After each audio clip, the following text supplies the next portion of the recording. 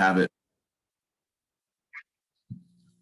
recorded. So we'll start with the open educational practices, and I'll release it to Dr. Alec Couros to get us started. Okay, thank you, Isaac. Thank you for the kind introduction. And I will apologize in advance for having to leave early. I would have liked to have been around for a longer discussion to hear the other panelists, certainly. I'm going to share my screen. I've got a few slides to share. Hopefully this works all right. Just take a second. You should be able to see my slides, I believe, and I can make these available in the spirit of open source, or open access as well afterwards as well. So I want to speak quickly about open educational practices and hopefully have some time for questions after. Open educational practices is sort of a bigger idea under open educational resources. OERs are typically related more to products, books, textbooks, publications, versus some of the practices that around openness that happen or should happen within teaching and research and collaboration processes. One good way of looking at it, although it doesn't specify OEP specifically, comes from the Cape Town Education Declaration. Open education is not limited to open educational resources. It also draws upon open technologies that facilitate collaborative, flexible learning and the open sharing of teaching practices that empower educators to benefit from the best ideas of their colleagues. We also grow to include new approaches to assessment, accreditation, and collaborative learning. And probably the only one I don't touch on is accreditation, but I certainly will look at research and teaching quickly here. Another worthwhile look at, especially the left side of this diagram, the idea of opening up content to students not on campus that were formally enrolled, so sharing your courses more widely, sharing and collaborating on content with other practitioners, reusing content, using or encouraging others to use open content, making knowledge publicly accessible, and probably most specific to OEP is teaching and learning in open networks. The first concept I'll look at, and there's a field that's sort of widening around network participatory scholarship. Scholars like George Valencianos, Bon Stewart are big voices in that, probably more that I can't remember right now. This particular paper from Valencianos is higher education scholars' participation and practices on Twitter. Essentially how Twitter is being used as a network of sharing by scholars in research processes. He identifies six key themes. You can take a quick read. I'm certainly able to share the open access paper here as well. Essentially, it's about developing an identity, living some sort of open space, but essentially collaborating in a number of different networked spaces. And Twitter just happens to be one of those, but the participation happens in a number of these other spaces. The theme description, I think, is interesting. Sharing information, so it's not uncommon to share syllabi, to share learning, or to set up collaboration between students among different institutions. Certainly to amplify each other's work in the network as well, which is a very common trait of these networks. And just, if you look at scholarship in general, whether it's published in open access or not, these networks amplify the research in very significant ways. And part of this is the development of the personal learning network. This has been an area of study that I've worked on since my dissertation. This idea of developing personal learning networks to many others who may not exist at your institution. So you're working with colleagues in your faculty or department, but you're also working with a number of others in weak tie ways or strong tie ways. Essentially, you're learning from a whole cadre of people from across the globe. A couple of examples of what I've done that were significant in this area, at least significant for my growth. I remember when I put out my application for tenure and promotion, I actually put it out on a blog, made it open for everyone to look at, let people come and take a look. And people from around the globe took a look at it, checked it for errors, there's certain things. Sometimes they would remind me of presentations I hadn't included because they had known my work. And one thing that happened because of this approach, there was a professor that I loosely knew from Virginia Commonwealth University who decided to pull my network and ask the question, what have you learned from Dr. Alec Couros? And a number of people submitted from across, from different institutions across the globe. Those were collated, collected, and then were actually sent. There was a letter sent to my dean as support for my process. And fortunately, it went through, and I made it through that step. But it was really an interesting process that just sort of came unintentionally through these networked collaborations. Other things that I do more deliberately, this is just a common practice in my class. This was one we call around the idea of the wisdom of the crowds. It's a famous experiment where you have a jar of jelly beans. You ask the network for how many people, how many jelly beans are in this jar. And it was interesting that I got this, 336 guesses from places all over the globe. There was 1,240 jelly beans after we counted.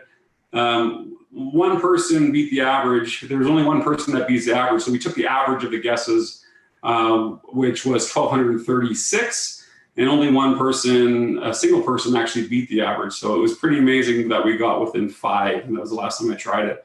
And then the number of people responded. And so this is the idea behind this, is to see the power, the wisdom of crowds, and how networks can help you within these spaces. And again, without openness, this is something that just doesn't exist. In terms of teaching, you may or may not know that open boundary courses, which eventually became MOOCs, actually emerged from the University of Regina. MOOCs, one of the early inspirations for massive open online courses came from a course that I did at the U of R. I'll explain right away here. That basically invited the world into it. First grad course I ever taught, and I invited people into it, as well as a course that David Wiley, who actually coined the term open content, course that he taught at Utah State. This open boundary course is somewhere between a traditional course and a MOOC. Not quite a MOOC, but in this case, I put out a call for network mentors, practitioners who could mentor my students in sort of informal ways, formal and informal ways. That was back in 2007. I put out a video, kind of a course trailer. I won't get into it right now, but it's out on the web as well, to introduce people to my course. And I ended up with only 20 students, I ended up with 200 mentors, which became quite cumbersome, but it was an interesting idea anyway. But it was really interesting how my students benefited from the experience, and that became very much enshrined into my pedagogy beyond that. I'll share just a little bit more we get into some questions. Essentially, what I think is important in my area, I teach around digital literacy, digital citizenship, and a big part of this, whether it's through K-12 or pre-service education, is that we have this huge network world outside of us, and especially for teens and others who are exploring these areas, it can be dangerous at times. It could be bad for one's identity, and there's a lot of stumbling blocks around there. And at the same time, people are trying to develop a digital identity for them. And so part of my educational process and what I do also in high schools is help teachers and students better understand how they can slowly emerge into these networks in a safe way, from both a identity perspective and a learning perspective. So my courses, for instance, use some of the traditional LMS like UR courses. But I also ensure that people, my students in particular, will have spaces that they call their own, that they're not just behind the walls of an open, of Moodle, for instance. So one of my students here, ended up getting, all my students have blogs in the courses that are open to be read, but sometimes they'll actually buy their own domain names. It becomes their portfolio. So what work they've done in the course becomes part of their identity. I also aggregate all of the blogs to one space, so I often buy domain names for my courses. So ecni834.ca would be an aggregate of all the student voices, and this is an open-facing blog, which allows students to learn how to write for these spaces. As well, using spaces like Twitter to connect. Many of graduate students in particular really take to this to help form their identities in different ways. This is one of my University of Calgary, or one of my students here who's from the University of Calgary, who's taking the course from me because of what she saw about the course online. So it's almost a recruitment mechanism as well. But she's a social media person for the city of Calgary. And it's great to have her, but also she informs many of my students from the expertise that she brings to it. So openness responds in many ways. And of course, the skill of having hashtags and having my students out in the open is really important. So I use tools like TweetDeck to aggregate their voices in various ways. This is just a screenshot of one of the nights that we trended on Twitter from a class. So it's kind of interesting, like a course on social media ends up being fourth behind Bachelor Nation and the Democratic primary. So I guess there's nothing else interesting going on that night. I'm not going to get into a lot more because I'm going to run out of time and there won't be much time. I could get into assessment techniques and so on. But if anyone is interested in more of this, I'm very happy to share in other venues as well. But I want to make sure that there was time for any questions that anyone may have.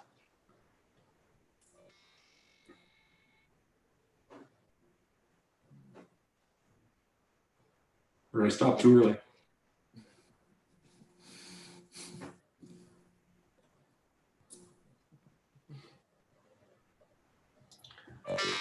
If no one else has a question, I'll ask a question. Sure. I'll always ask a question, but I'm just wondering about access because all of this is fine in theory, but we don't have high-speed access all over Canada. We don't have high-speed access. We're talking about 30% of the world, maybe. Yep. So how does access and how does that enter into the conversation about whether or not to make this kind of move? Yeah.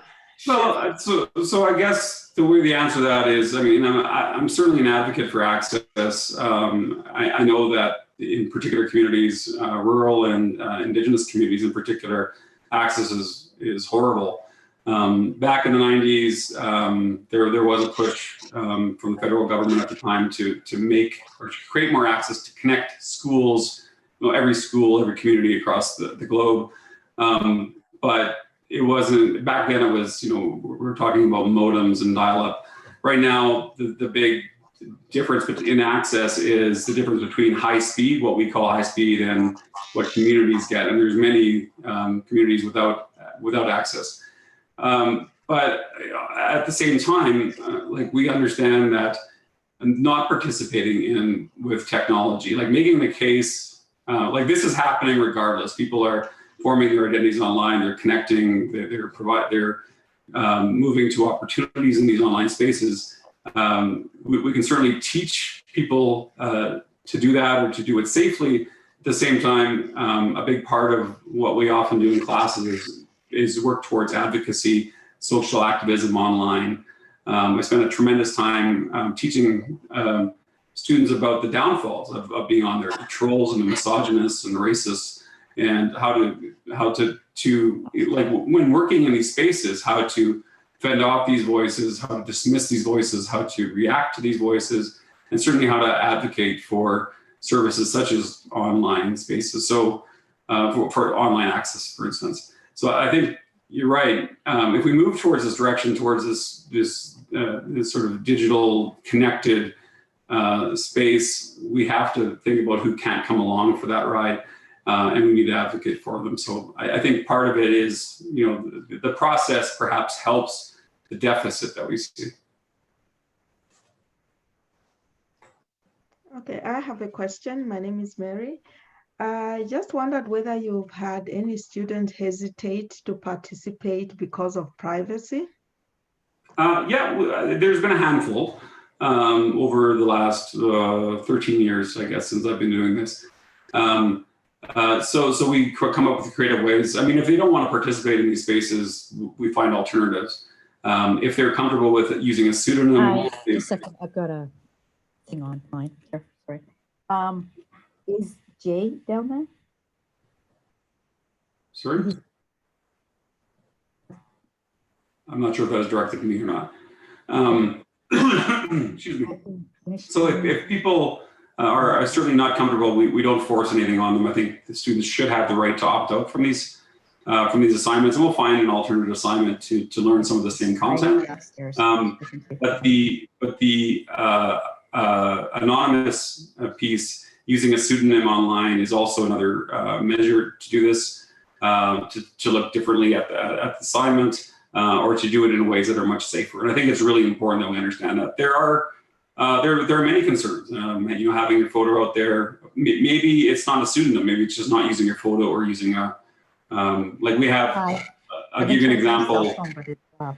Someone's talking. I don't know.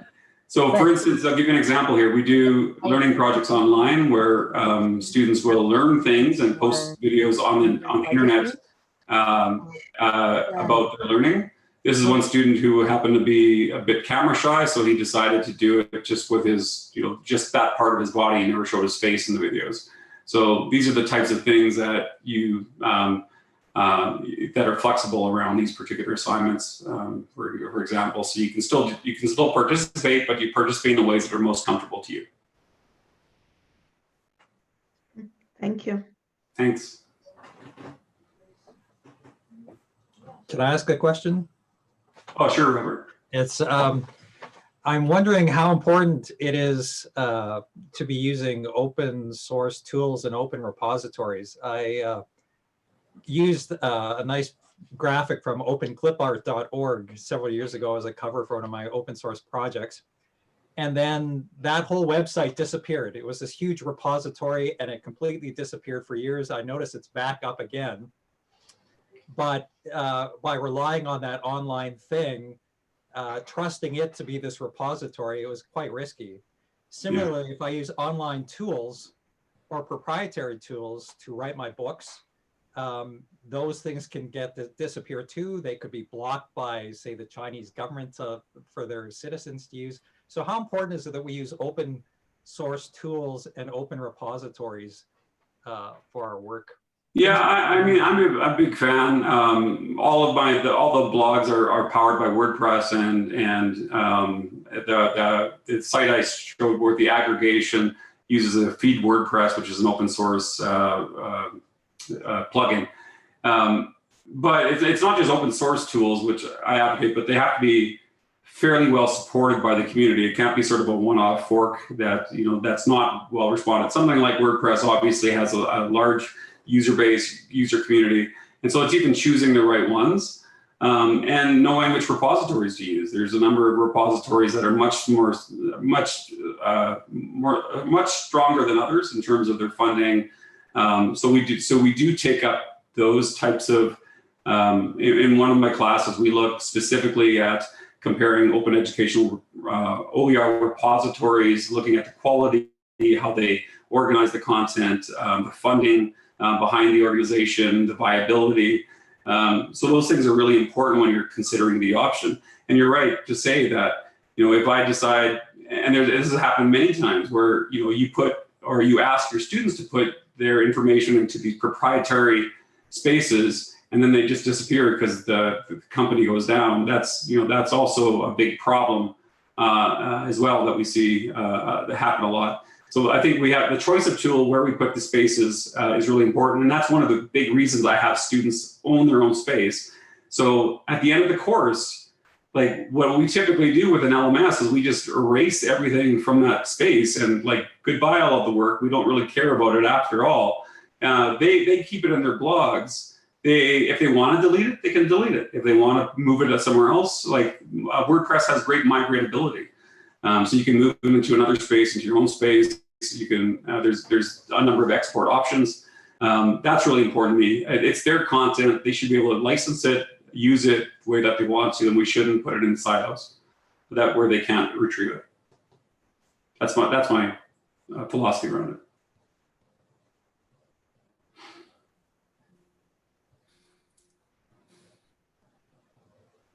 Thank you for the questions, Isaac. Robert and everyone else. Does anybody else have any questions for Dr. Couros?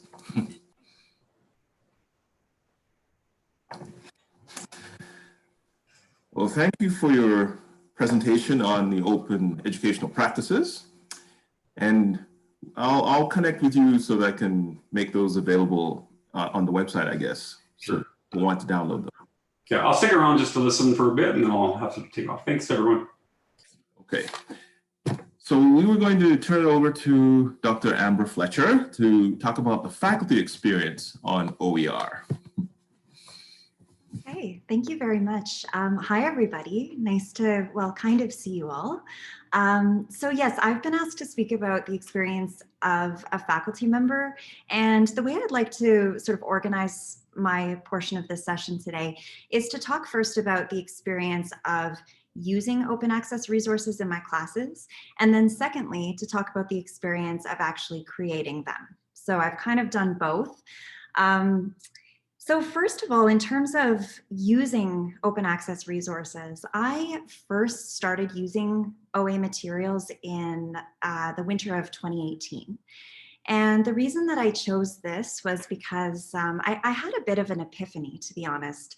I was teaching a class on research methods, and I found that I learned that one of the students in the class was still attending, still participating, submitting assignments, and doing all of that while homeless. And this caused a bit of a wake-up call for me because I realized I'm asking students to purchase a $100 textbook when that's a significant portion of someone's monthly rent.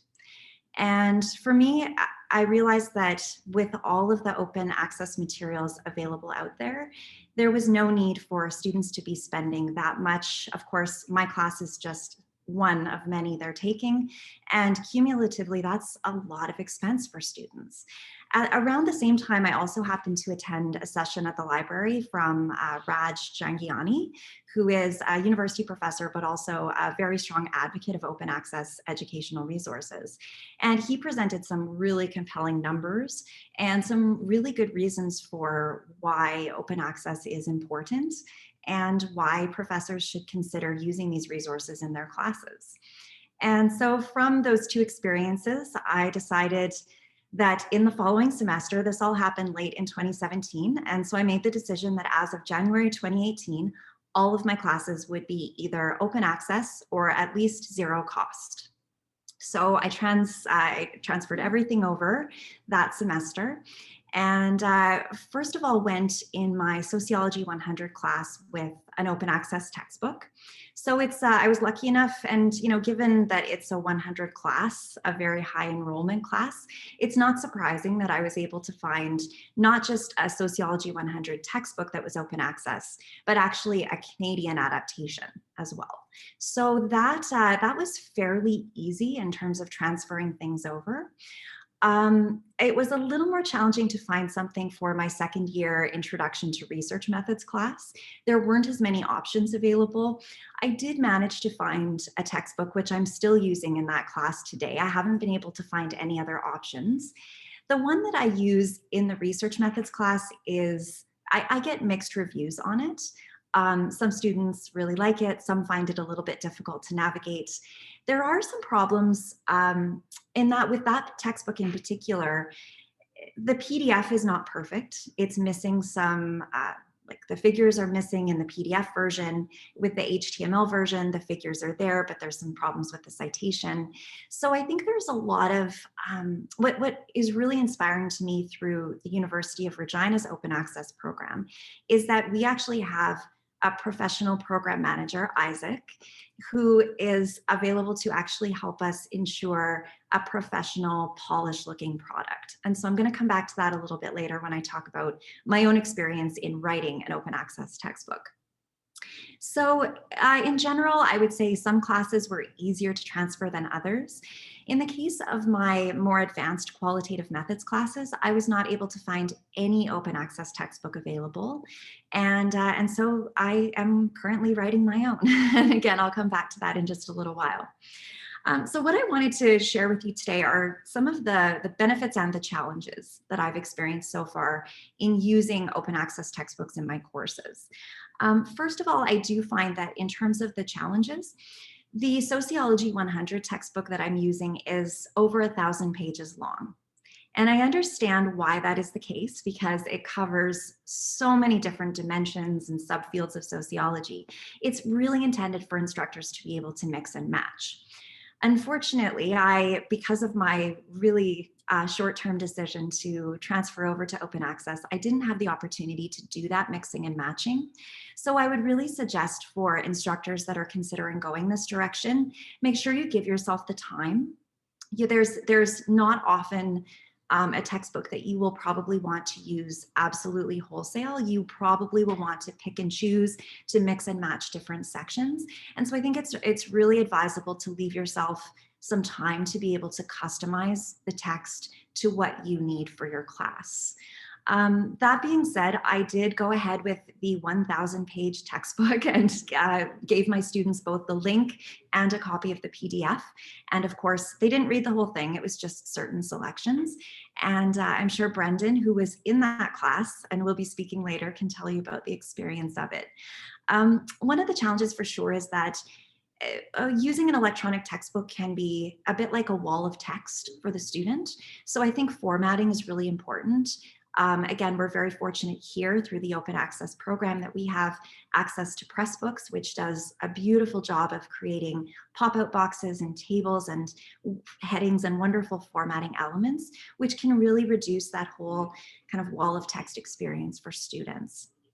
I think the other challenge, of course, is considering the possibility of having a very low-cost print version of the textbook available.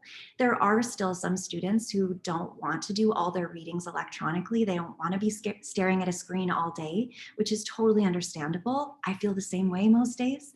And so there is an option to actually print off an open access textbook for a relatively low fee, depending on the number of pages, maybe $10, $15, $20. And that can be set up through the bookstore. So that is another option if you're thinking of going this route. I do recommend working with the bookstore to see if you can have at least a limited supply of printed versions available for those students for whom looking at the screen is just not something that they want to work with. So those would be some of the challenges. The benefits is that, of course, having a free textbook amounts to a huge savings for students who are already often pressed for cash, as I'm sure I don't have to tell you. I received generally really positive feedback from students on the principle of open access. They appreciate it, they like it. I actually brought a couple of quotations from my course evaluations to share with you today, so I'd like to share those with you now. So one of my students from Sociology 100 in winter 2018 said, and I'm quoting, "I also appreciated the online textbook. It cut down on my costs and I liked that it was all about Canadian sociology," end quote. So that was one student. Another student from the research methods class said, and I quote, "The best part was that the textbook was free. I felt that doing the readings before class was really helpful to apply her examples to the text."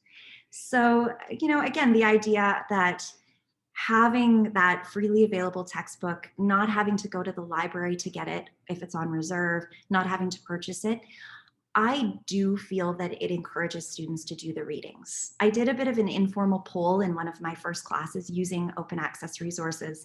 And I said, do you feel you're more likely to actually do the readings if they're free?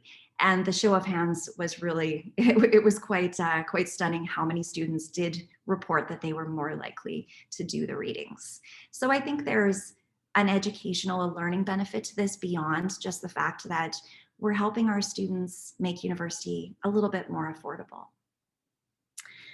So those are my experiences so far in terms of going open access. I do have 2 other classes that I teach regularly for which I could find absolutely no open access textbook whatsoever.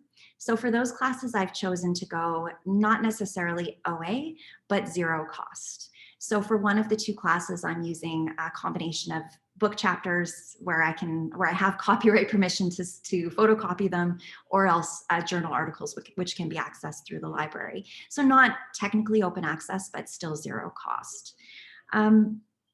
However, because I regularly teach a 3rd-year research methods course in qualitative methods, and because I could find no textbook out there that was open access, I decided to take it upon myself to write my own from scratch. And so I applied last year to the Open Access Program Fund and was fortunate enough to receive a grant from the university to undertake producing my own qualitative methods textbook. So I'm currently in the process of writing that. It is definitely not an undertaking to be taken lightly. It's consuming a significant amount of time, definitely more than I would have anticipated, but I think that's probably the case with any book project, really. Some of the challenges, of course, associated with this are finding the time to do the writing, and that's not something that I have to tell any of you about. It's an ongoing challenge. Another challenge that I think is associated with producing your own open access resources is the question of how will it count? I feel that doing this kind of project is highly valued at the University of Regina. I feel like this work is recognized. The very fact that we're all here talking about the importance of open access, I think is a testament to how valued this kind of work is at my institution, and I'm very proud of that. As for the question of value beyond a specific institution, that is something I'm still learning about. We'll see if is an open access textbook as valued out there, so to speak, as a regular commercial textbook. So that's maybe a question others might have some insight on that we could discuss later. In terms of the benefits of producing my own open access textbook from scratch, I have definitely found that it's causing me to engage more deeply with the material that I'm already teaching. So I feel that I'm actually becoming a better teacher because I'm not just scratching the surface of some topics that I might have normally just engaged only a little bit with in class. I'm actually now developing my own knowledge at a much deeper level, which I think is translating into better learning experiences for my students. I'm better able to answer the questions because I may not use, for example, phenomenology on a regular basis in my own research, but I'm definitely doing a lot of reading about it to make sure that it's covered well in my textbook. So I think there's benefits that, like ripple effects, benefits that will continue to trickle down to my students from this project that I'm working on. Also, the book is set up exactly as I like to teach my course. And so there's something to be said for having a textbook that you don't need to adapt or that you don't need to go through and pick and choose certain sections that you're going to have the students read, but in fact covers everything that you want the students to know in the order that you like to cover it. And so I'm finding some great benefit there as well. I think I have taken up my full time, so I will stop there, but very, very happy to discuss any of this and welcome your questions. Thank you very much.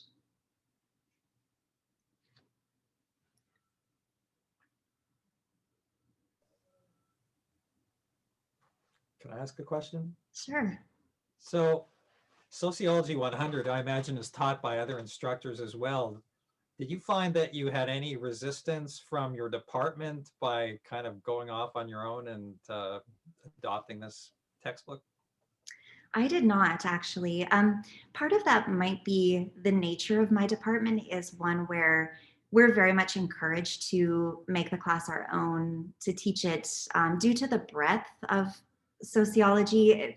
Different instructors will cover different subfields in more depth than others. And so no, I mean, I felt very encouraged and very supported. I'm not sure if that would be the case for the 100 level classes in other departments.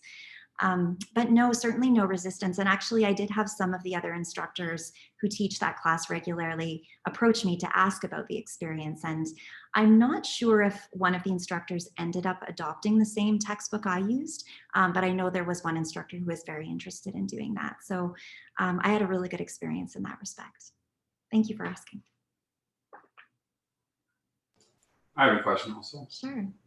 I'm wondering if there is a challenge, or if you can speak to the challenge of, I'm just anticipating, most textbooks will have figures or examples from or images from other textbooks, and you have to ask permission, but those are proprietary images. So you're relying only on things that are open source, or you have to draw yourself or create yourself. So I'm wondering if that's also another burden that you can speak to. Yes, so that is definitely a challenge. I'm creating all of the tables myself. I have messed around with creating a few figures myself as well. Although fortunately, because I have access to the funding through the open access program, we do have access to the services of a graphic designer who will be helping with that, which I'm very grateful for. But yeah, I mean, certainly it's been a challenge in the sense of, for example, in writing one of the chapters, I have a student research assistant working with me, and one of her key roles is to help me find interesting examples of studies that would appeal to students. So to provide kind of examples of different ways that the methods have been used. And she came back to me with one really interesting study that would have been perfect. And this study it was a great figure that we wanted to use that sort of exemplified this one method. And unfortunately, it wasn't an open access source, so we weren't able to use that great figure that we would have liked to, but we went and found something else from an open access journal, and we have been able to include that one in the draft. So yeah, there's limitations for sure. And given that my values are aligned with having the entire thing be truly open access, I'm not interested in kind of chasing down any permissions or anything like that. And in fact, I probably wouldn't be able to anyway. So you are a little bit limited in what you can do. And in some cases, you're making figures yourself as opposed to maybe using them from somewhere else. I've also found that in the case of the qualitative methods textbook, there are very few, normally if you're compiling a textbook, you can actually take large portions of other open access depending on the kind of copyright they've got, the kind of Creative Commons license they've got. You might be able to actually take very large chunks of other sources, even whole chapters, and add them into your textbook. I have found very little material out there in the qualitative methods area that I could take and remix. So that has been a challenge in the sense that probably 99% of this book is totally from scratch in the same way that a commercial textbook would be. And that is likely just the nature of the topic that I'm working with. In other areas, there might be more out there available that could be remixed and added in. Thank you. Thanks.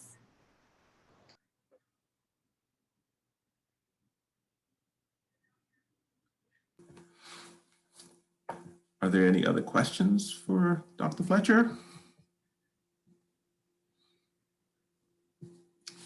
Okay. Well, thank you very much.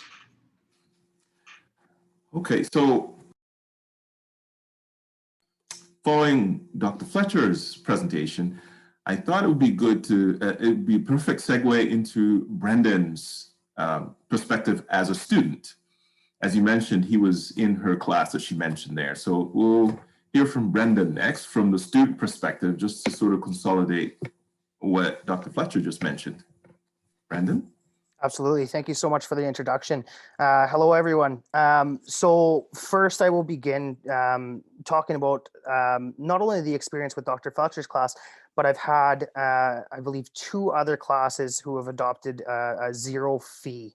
And then I'd like to move on into talk a little bit more about 2 key points from a student perspective, but expense and accessibility. So for instance, in the Sociology 100 class, yes, the textbook was massive, but it's kind of a double-edged sword. And now I'm going to kind of elaborate on it from not only a student perspective, but also from a teaching assistant perspective. From a student perspective, I could, obviously the no cost, in terms of printing it off, library printers, it's a lot easier to pay 15 cents a page rather than spending hundreds of dollars on a textbook. The also unique characteristic of this textbook is, in addition to a summary at the end of every chapter, it also included chapter quizzes and a detailed list of key terminology that you could go back to and make flashcards to study for the exams. From a TA perspective, this textbook, it's really easy to use the chapter quiz at the end to engage students in a Sociology 100 seminar, or often as TAs, we're allotted 10% of their final grade for participation points, and we can kind of integrate those questions into basing their participation points. In terms of my experience, I definitely like to have a physical copy. So having the ability to print off the open access text and write on it and highlight key sections, that was definitely a benefit. And then in the other classes, which is kind of a larger issue, and if I have time, I'd like to bring that up as well. But a lot of it was just a compilation of peer-reviewed journal articles, which was beneficial because you get to see it from multiple vantage points. You also get the physical copy so that you can mark it up. Now, the big thing for me, like I said, so expense and accessibility. If we look at a very low estimate of university textbook costs, you're talking about 40 textbooks with a 40 class undergrad program, and hypothetically, let's say that an average textbook costs anywhere from $75 to $100. It's an extra $4,000. $3,500 to $4,000 for your degree program. That's roughly equates to 1 semester of full courses for an undergrad course load. At the high end, nursing classes, engineering classes, stuff like that, some of these textbooks can run $200, $300, $500. I've heard from some students. So, I mean, in a very opposite direction, if you're talking about $500 a textbook, you're talking about I can't do that math on the top of my head, but you're talking about $10,000 to $12,000 extra for a 4-year degree program. So I mean, just the financial burden alone, university is expensive enough as it is. Why charge more money for a textbook that's going to lose its value immediately after you're done the class?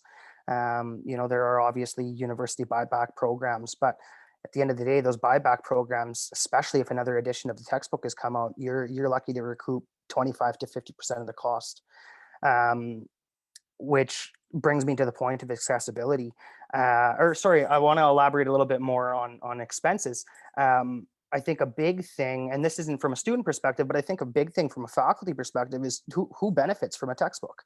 And I thought Dr. Fletcher might elaborate on this a little bit more, but I mean, academics and university professors are the ones putting in all of the work to develop this textbook. And what benefit do they get from it, aside from it being out in the open and being utilized? So, I mean, do we really want to assist in the publishers generating millions, if not billions of dollars of profits on the backs of academics? Accessibility. Open access, obviously accessibility is self-explanatory. There was a couple key points brought up about, well, what happens if, you know, the site crashes or the site's taken down, and then that textbook is taken off the market. And that kind of alludes to, I guess, a more pressing issue of journals and peer-reviewed journal articles and the databases that house those journal articles. If we could, ideally, in my perspective anyway, if we could somehow, as open access gains in popularity, if we could somehow remove the institutional costs for peer-reviewed journal articles and databases, ultimately this would make journal articles more accessible and book chapters more accessible to the general public, not just the academic community, but also students who have convocated from the University of Regina. And let's say, for an isolated example, they're high school teachers within the Regina public school system. Public school teachers having the accessibility of peer-reviewed journal articles would elevate Saskatchewan, but it would also elevate Canadian standard of education. And I think that is a really important subset and kind of utopic view that I have for peer-reviewed journal articles and open access. Trying to think if I have anything more to say. Yeah, no, with that, I think I'll open it up for questions if anyone has any.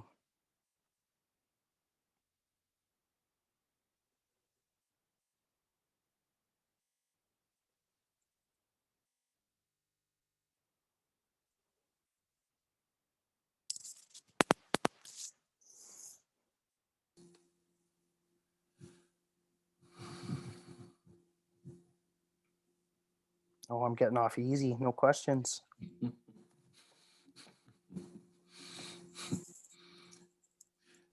Okay, I'll ask a question. Perfect. So what do you feel about the role of the student in the actual creation of open access materials? That's a very good question. I'm a very, through my mentors, I am a very big proponent of a partnership between students and professors. I really like the concept of essentially inclusive education and inclusive writing practices. You know, I might be in a little bit of a unique situation, but I do have ambitions to pursue an academic career after my undergraduate. So the fact that I could potentially have my name on a publication, on a peer-reviewed publication, or you know, as being included in an open access textbook as a contributor, in kind of in a selfish way, you know, it's going to add to my CV and potentially add benefits to my furthering academic career. But the other thing, I think a little bit of a deeper meaning, it shows a willingness of professors to be inclusive, right? And I think that's a key term. There's very much this, you know, power differential, and by adopting an inclusive education style or an inclusive writing style, it kind of lowers that power differential a bit. And I think that's super important, because at the end of the day, it's, you know, I think it's very easy for a student to feel isolated in a post-secondary setting. And even having one professor that you can talk to or work with, ideally, can make the entire university experience a little bit more manageable.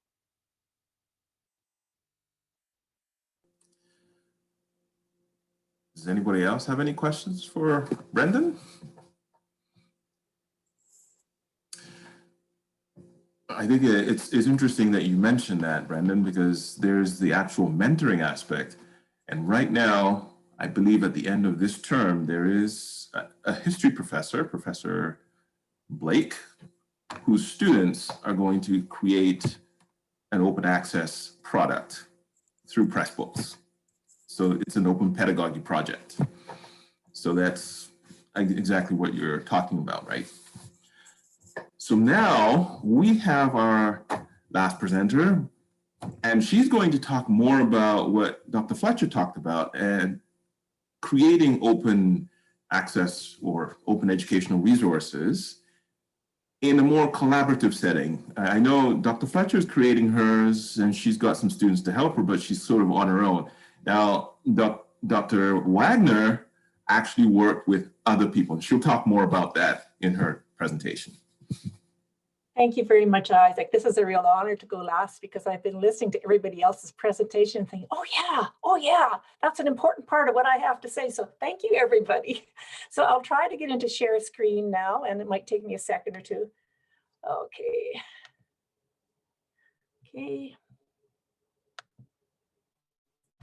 Okay, and I'll play my... Okay, so I really looked at collaboration as the key to success of my textbook. And I guess then what you determine as success is the next question. Well, I published, my textbook was ready for use the end of June 2018. And by the fall, it was being used for 2 classes in CNR 301, which was our Leadership in Influencing Change in Nursing class. And 3 other classes, one of them at the University of Saskatchewan, had adopted it as a supplemental textbook by the fall of 2018. Why did we collaborate? Why am I asked to speak about collaboration? Well, I think you all know that nursing is a collaborative program with Sask Polytech. Not only do we collaborate with Sask Polytech, but we have classes in Saskatoon and in Regina. So we're collaborating right across the dimension. So there's several layers of collaboration that went into the creation of this textbook. This Faculty of Nursing started in 2011, but before we started, all the Saskatchewan and Sask Polytech and the University of Regina got together and developed a curriculum framework. And I started in February 2011. And I was very busy the first few months, just looking at this curriculum framework and developing the content of classes, starting in first-year classes. We never got to developing the content of the leadership course till the spring of 2012. The class was started, actually it was the summer of 2012. We started teaching the class in the fall of 2013. How did we develop the course? We sat down at the table with representatives from Saskatoon, from Sask Polytech and University of Regina. And we took the curriculum framework and we developed content to it. It says we're going to, these particular parts of the curriculum we'll teach in Unit 1, Unit 2, Unit 3, till we had 13 units. And then everybody sat down and brought in examples, how we're going to illustrate this. Oh, I forgot to tell you, this was an online course from the very beginning. Our students had to be online in 3rd year because they have to go into clinical. And Saskatchewan is a small province. We admit 345 nursing students every year. It's very difficult to find clinical placements so we could not say, okay, you get 301 in the fall because students have to be in classes when they have to be in classes. So they could take 301 online in the fall, they could be in clinical during the daytime and taking the online class in the evening or on days when they were not in clinical. A heavy load for our students, but at least this made it possible for them to get their clinical experience in a timely fashion and also get the theory that they needed for their degree. So we were collaboratively developing an online course from the very beginning.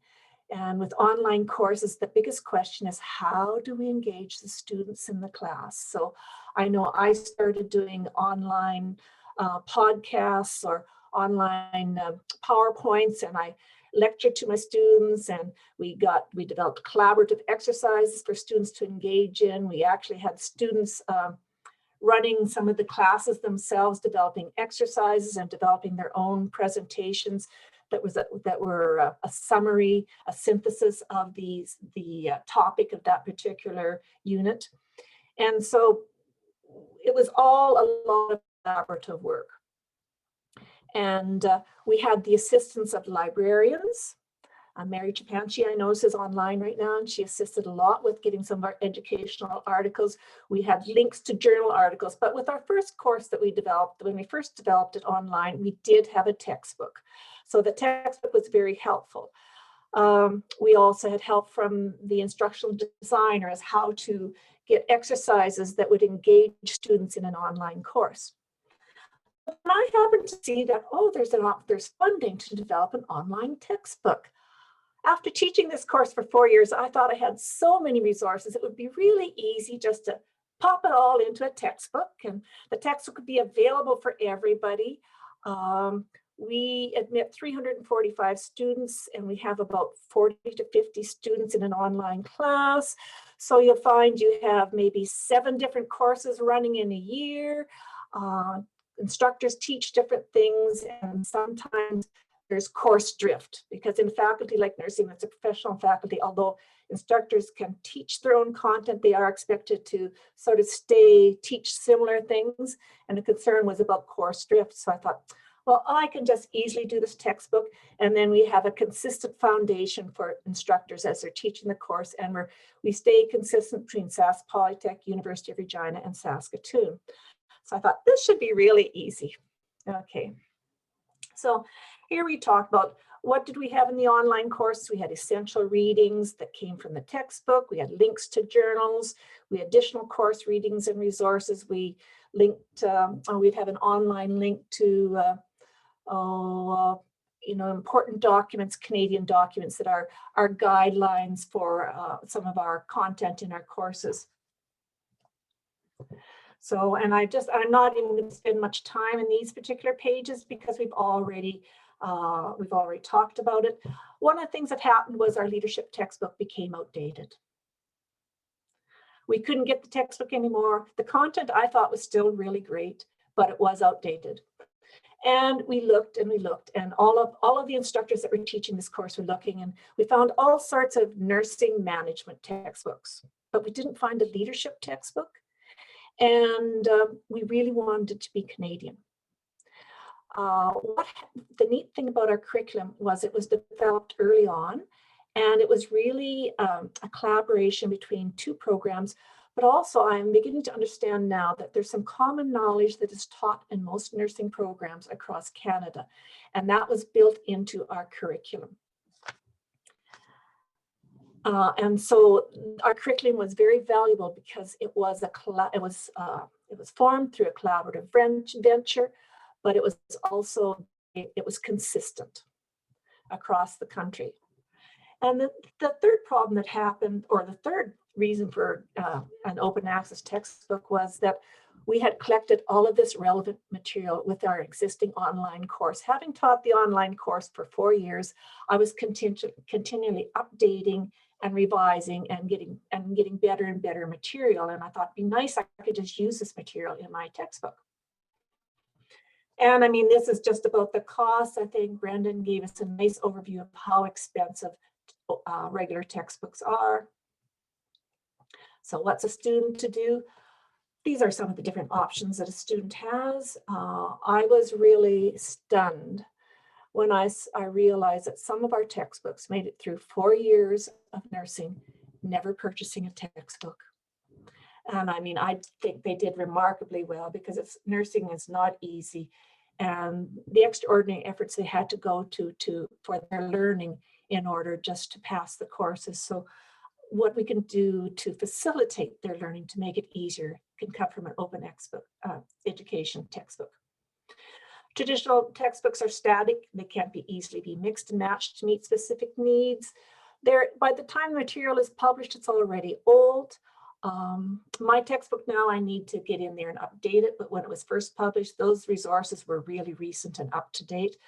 That may be one of the concerns for open education textbook, is how do you keep them up to date, to go in there and revise them all the time. And not all students could afford an up-to-date edition. So collaboration, so I collaborated with Sask Polytech of Saskatoon, with the different faculty within the University of Regina Faculty of Nursing. But then I went to write this textbook that I thought was going to be so easy, just a snap.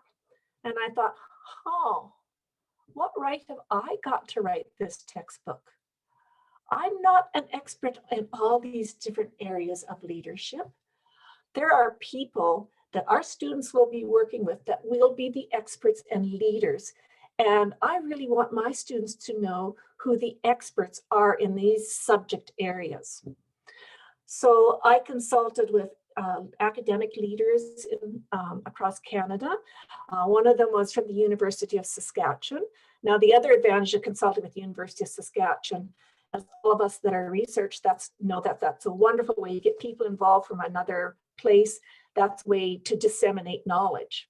So then I was hoping that they would buy into the textbook when it was ready to go. We also did have an Indigenous textbook. That was a little difficult, and it was something I would work at a little differently in the future, but there's some absolutely amazing and wonderful knowledge in our Indigenous chapter. We talked with Saskatchewan Justice. I spoke with the SRNA, and I wanted to do a chapter on conflict management. And they said, whenever we have conflict at a significant level, we always go to Saskatchewan Justice and have them involved, and they provide leadership in conflict resolution. And when you talk about collaboration and the use of resources, I know, Amber, you were talking about how you couldn't get permission to use some resources. Well, bring in the people who are the acknowledged experts in the area. They bring their resources with them. You don't need to get permission to use their resources because they just bring them in there and share them with you. They're delighted to share them with you. We talked to nursing leaders in Saskatchewan. I have one of the people who's a senior leader in community health in Saskatchewan, several other people that are well known and very active in SRNA and provide leadership in the entrepreneurial section of nursing. I have national leaders from the Canadian Nursing Association body of nursing, professors from the University of British Columbia and Thompson River University in BC. International leaders, I didn't actually involve them in the writing of the textbook, but you know, YouTube is a wonderful resource. So one of our nursing leaders in Canada happened to be the president of the International Council of Nurses and did a wonderful half-hour video and put it on, I guess it was published through one of the colleges down in Ontario. So I was able to take that YouTube video and put it into the textbook. And that's the wonderful thing about an online resource or an open access resource, because you can put links to some of these other online resources. So it was really quite a wonderful opportunity to collaborate. I enjoyed talking with these nurse leaders across Canada and Saskatchewan. And it was a wonderful experience to collaborate with them. And I think it increased the value of the textbook. So these people were contact experts in the field. We had to really make them aware from the very beginning of the Creative Commons license that their information would be freely and openly shared. And pretty well all of them did agree to share that. The Indigenous author really said no, they did not want to share their content. They wanted to keep a copyright on their content. So that was fine. We had that option. We could do that with them having an explicit copyright ownership of their content. And we had to have all of our co-authors sign a contract. And that was a major job to get them to sign the contract. I took on the editorial role. This was new to me, and I found it difficult because I was trying to keep a common voice. And you have these wonderful, wonderful experts in the field, academics, and this was third year undergraduate nursing program. You want to keep the language at a certain level. So that was a big part of what I tried to do was to bring the language to a certain level. I mean, you can't change people's writing styles, but just try to make it easy for a first year or for an undergraduate student to understand the language, but yet keep it at a high enough level that they're getting a high quality of learning. The other thing I found interesting in the collaborative process, and thank goodness my philosophy about leadership is there's many types of leadership and they're all good. It's basically you have to choose the leadership method that works for you the best in the situation.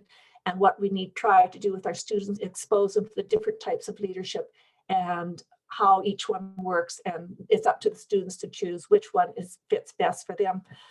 But so then I had some authors, they were strong supporters of a specific type of leadership, and they would say, this is the best leadership, da, da, da, da, da. And somebody else would support a different type of leadership, and they'd say, this is the best leadership. And I sat down and I thought, what am I going to do? And I thought, yeah, we'll just leave it. The first chapter of the book tells them that there's many types of leadership, and I thought, well, it's good for them to hear from the experts that every expert espouses a different type of leadership that works for them. So there were a couple of issues that came up with the collaborative process, but overall it was a very hopefully the students ended up with a richer textbook from the collaboration. We also did a peer review process. We had peer reviewers from SAS Polytech and from University of Calgary to review the textbook. In order to get more buy-in and ensure that everybody was aware of the textbook was about, we did a presentation to the faculty instructors at SAS Polytech and the U of R, gave them an opportunity to ask questions. I'm so grateful to Elsa Johnson and Isaac Mulolani, who took responsibility to promote the textbooks across Canada and across the States, and I actually think probably across the world, because open access textbooks are available and easily accessible. So promoting the textbook, informal collaborative review during creation of materials. We were always talking with different people about what was happening, and there was a lot of interface back and forth between myself and our collaborators. We presented to faculty and instructors. Nursing 301, 345 students per year. So it's approximately $29,325 a year just at the University of Regina alone. I would like to comment that since we have the textbook online, that we've had requests, we've had different faculties of nursing across the world contact us for permission to use the textbook. Primarily the ones we're most aware of are, there's a Faculty of Nursing in Alaska, Faculty of Nursing in Texas, and I know Thompson River University Faculty of Nursing is using the textbook too. So that speaks to the fact that I think we have a fairly common curriculum for leadership. Their comments that they gave me is, I've looked and looked, I finally found a textbook that meets the needs for my undergraduate leadership nursing course. Doing it over again, if I had to do it over again, what would I do differently? I think the biggest thing was I thought it was going to be so easy, and Amber, you spoke to this too. It's a very time-consuming process. I took 6 months of sabbatical, and it consumed my sabbatical. I had all the stuff I wanted to do in the open access textbook, consumed my sabbatical, and it continued to consume much in all of my spare time for about the next year. It's very consuming. By the way, I'm standing on the platform on top of one of the mountains when you go and fly in those kites. I always wanted to fly a kite off those mountains, and I got that far on the platform and decided, no, not for me. So, okay, so that's it. I'm open for questions if there's any questions.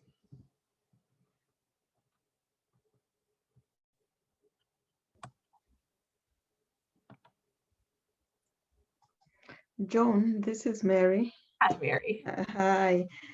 Just a question. You say you've included YouTube and links to several resources. Is it up to you now to be checking those links to see whether they are working in the online textbook, or it's the onus on the people using the textbook to check that the links are working? You know, that's a good question, Mary, and it's something that has really been worrying me. I offered to check the links, and basically I'm leaving it in the hands of the people that are using the textbook, hoping that they will contact me if there are problems with the link, and I will update the link. I think I've been informed of 1 or 2 links. I taught this course and used this textbook, and I think I got all the links ironed out in the first year or 2 of the textbook, but I have not been able to keep up to that responsibility, Mary. So thank you for asking that question. That's a crucial question. Okay, thank you. I would say that probably what I should do is take about 3 months and go back over this textbook and make sure it's all up to date. Or take another sabbatical. Yes, that's right. That would do it. Yeah.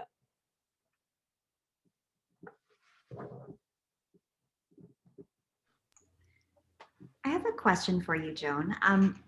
So in your experience with having individual authors working collaboratively with individual authors, did your authors provide things like figures, tables, charts?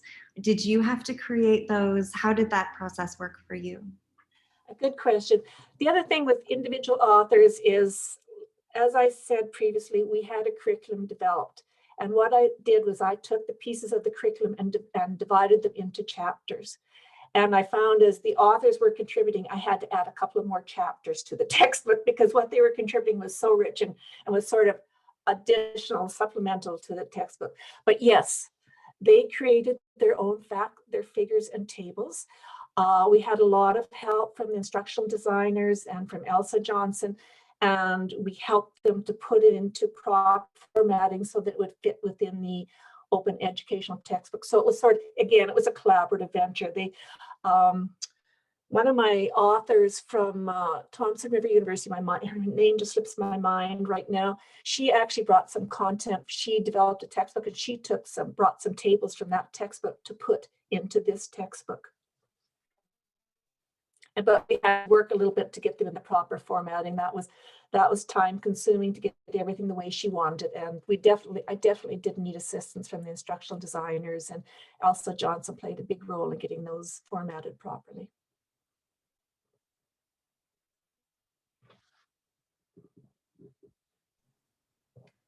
Can I ask, one of the benefits of using an open license, which I don't think you really touched on, but I'd like to hear your comment about, is in its ability to facilitate the way to interact between multiple institutions, because every institution can contribute and knows that they can walk away with the product and make changes over time, and that an open license makes that possible in a way that a proprietary license makes much more difficult. When you guys were deciding between Sask Polytech and nursing here, how to do that, I'm interested in how if you originally said we're going to make this open, or did you kind of say, oh, this will be an easier way to do this?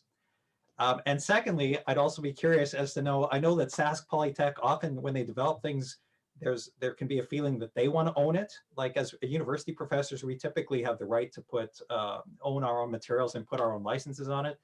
But Sask Polytech, I'm not sure if they completely work that way. And I also know that when you create online courses, for instance, if our online developers create things, they don't always want it to be openly licensed either. So I'm just kind of curious a bit about some of those. Well, I mean, it's an issue, right? It's like, well, we put money into this, right? So. Yeah. You know, you've asked a very good question, and this is something that's intrinsic to that whole relationship between Sask Polytech, Faculty of Nursing, and the Faculty of Nursing, University of Regina. We have really worked hard, and I hate to use the word, but I'm going to use this word and just put in quotation marks. We've fought, we've argued, we've debated over who owns what. And the bottom line is anything that we put online is pretty well joint material, although if I want to go and look at somebody's website, I have to ask their permission, but I've never been denied permission to look at somebody's website. So as I mentioned initially, this textbook came out of a website, of an online site already in existence that was already being shared between Sask Polytech and University of Regina. I was truly concerned, was Sask Polytech going to be willing to use the textbook? Good question. So that's why the first people we presented to was Sask Polytech, and all their leaders sat around, their leaders, I'm talking about the instructional leaders, the people that were teaching at the frontline level, sat around and watched the presentation, and they were ecstatic to see that all this content was there and ready for them to use. And they could pick and choose whatever they wanted. They didn't have to use chapter 1, 2, 3, 4, 5. It was just, there was content there. They could use part of each chapter or use it in a completely different order than what the textbook was written in. I have to say, one new instructor sitting at the table says, well, this looks really great. You know, I can just teach the course right from the textbook. And I says, well, you probably should talk to your course leader. because this is a textbook. This is not the online course. But the textbook has that appearance because it was actually adopted from an online course. So that's really how, because we were already collaborating and sharing materials, and this just put it in a solid format so people could pick and choose from what was already developed, what they wanted to include in their own teaching. Does that answer the question? Yeah, I just wanted to hear your comments. That's interesting. Yeah, thanks. Okay.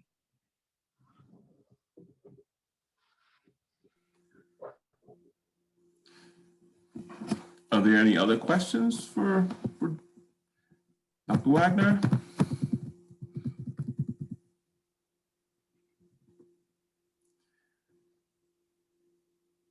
Or any other questions for the other two presenters, for Brenden or Dr. Fletcher?